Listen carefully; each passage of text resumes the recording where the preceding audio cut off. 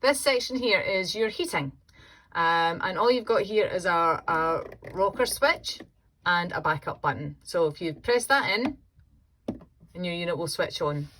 The first icon that's flashing at the moment is your heating. So that's your house temperature, if you like.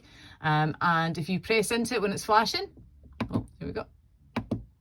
And you'll see it's off. And if you roll, it goes all the way up to 30. So you just decide what temperature you need it at and press the button to set it.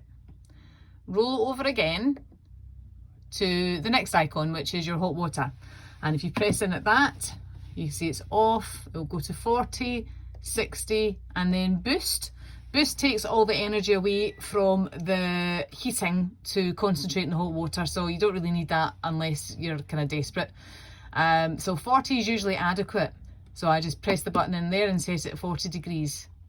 Roll over to the next icon, which is your power. And you'll see just above that, you've got 2 strikes. That means at the moment it's on electricity 2. So you press it in and sure enough, yep, it's on electricity 2. Now that's your campsite electricity, and that's the furthest right you can roll. If you're wild camping and you don't have electric hookup, then you want to use it on gas. And to do that, you just roll it to the left. So the furthest left you can go is gas. And you see it changes to a wee gas bottle up there. So you press it in to set it if you want it on gas. So at the moment, I'm just going to keep it on electricity 2 and press the button. The next icon over is your fan speed. So that is what pushes the warm air through your vehicle. And you can either be economy or high. Economy is usually adequate, but in the winter months, then high, you would want it to kind of push through faster. So I'm going to set it on economy, and I'm just going to move the camera down to show you what the vents look like. So it's these wee vents here that you'll see around the vehicle that push the warm air through your van.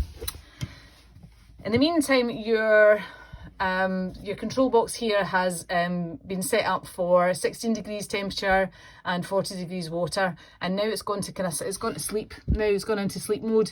If you find that 16 is too cold or too warm and you want to turn it up or down, you don't have to go back into the menu again. You just have to roll it up to whatever temperature you feel you need, and then just press the button. As long as you've pressed that button, it will reset. You'll notice at the moment there's an exclamation mark coming here. That's because I am parked up without any gas on and without any electricity. So it is telling me there's a problem. When you are hooked up or have your gas on, then that won't happen. If it does happen again, then you just have to if you just press the whole unit off, and you can reset it. But then if you're having a problem with your heating, then you just give me a call and we'll help you sort that out. So what I'm going to do just now is I'm going to switch the unit off, and this is best practice when you're taking off and getting ready to drive. So put the heating off, and then keep your finger pressed down on that button, and that'll switch the whole unit off.